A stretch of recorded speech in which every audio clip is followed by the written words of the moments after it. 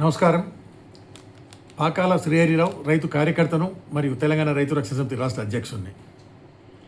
మన గౌరవ వ్యవసాయ శాఖ మాత్యులు ప్రెస్ మీటింగ్లో మాట్లాడుతూ రాష్ట్రంలో పెద్ద ఎత్తున సేకరించినటువంటి వరి మరియు మొక్కజొన్నను కొనడంలో కేంద్ర ప్రభుత్వం చూపిస్తున్న నిర్లక్ష్యాన్ని, అలాగే రాష్ట్రానికి మంజూరు కావలసిన యూరియాను విడుదల చేయడంలో చేస్తున్న జాప్యాన్ని తీవ్రంగా ప్రశ్నించడం జరిగింది. ఇది స్వాగతించదగ్గ విషయము. ఈ సమస్యలపై కేంద్ర ప్రభుత్వంపై ఒత్తిడి తీసుకురావడానికి రాష్ట్రం నుంచి మంత్రులు మరియు పార్లమెంటు సభ్యులను ఢిల్లీకి పంపాలని నిర్ణయించినట్టు చెప్పారు. ఇది అభినందనీయం.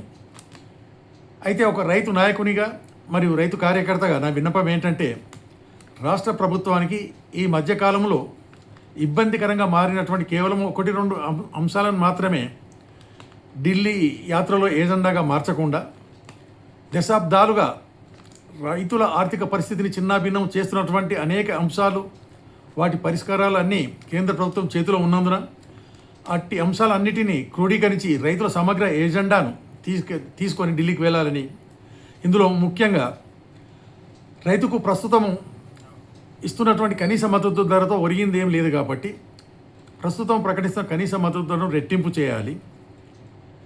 అలాగే ప్రకటించిన కనీస మద్దతు ధరకు చట్టబద్ధత కల్పించాలి.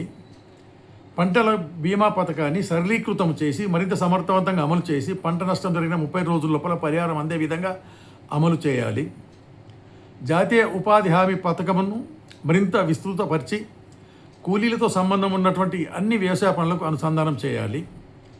రైతులు ప్రైవేట్ అప్పుల పాలై, కౌలు రైతులు కూడా ప్రైవేట్ అప్పుల పాలై అధిక వడ్డీ చెల్లిస్తూ దుర్భర జీవితం గడుపుతున్నారు కాబట్టి శాశ్వత ప్రాతిపదికన వీళ్ళందరినీ ప్రైవేట్ అప్పుల అధిక వడ్డీ నుంచి బయటకు తీసుకురావడానికి అవసరం ఉన్న ప్రతి ఒక్కరికి ఇప్పటికే ఉన్న బ్యాంకు రుణాలకు అదనంగా 2-3 లక్షల రూపాయల బ్యాంకు నుంచి రుణాలు అందించే ఏర్పాటు చేయాలి.